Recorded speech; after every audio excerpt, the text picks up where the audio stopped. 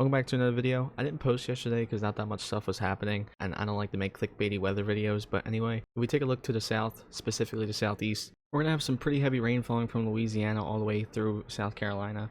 Now there could be some rumbles of thunder, but for the most part, there's not too much instability, and also we're relatively chilly. This is near Atlanta, Georgia. Our temperature is 46 degrees and our dew point is 44, which is relatively chilly, like I said, and kind of dry, at least for the southeast. So maybe we could see some scattered thunderstorms in Florida, but we'll see how that plays out. But for the most part, the main event is going to be up here. We're going to see some pretty heavy rain. For the most part, 1 to 3 inches of rain. So just be careful. Some roads may flood, but nothing major. This is out by Wednesday night. Now, for somebody who lives in the Northeast, I can 100% assure you it is cold, and it feels much colder than what these temperatures say. This is wind chill right now in the Northeast, and it is freezing. This morning in Maine, you had wind chills of 30 below zero, but thanks to the March sun, it might feel a little bit warmer as long as you're protected from the winds. But with those winds out there, it's freezing.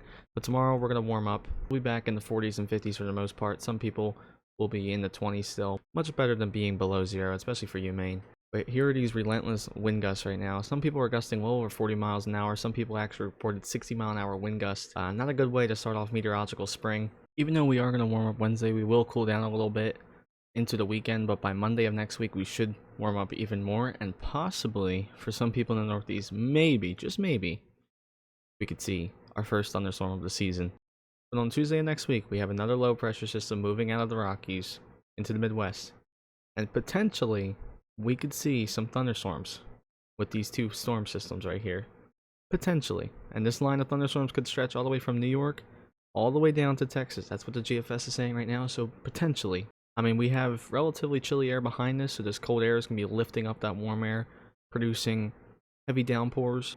As of right now, we're expected to have a ton of moisture move all the way up into some parts of Canada also. Yeah, that plays out, but there's not really much to talk about with the weather, so I'll keep you updated about these possible storms. So like and possibly subscribe so you can come back and watch more.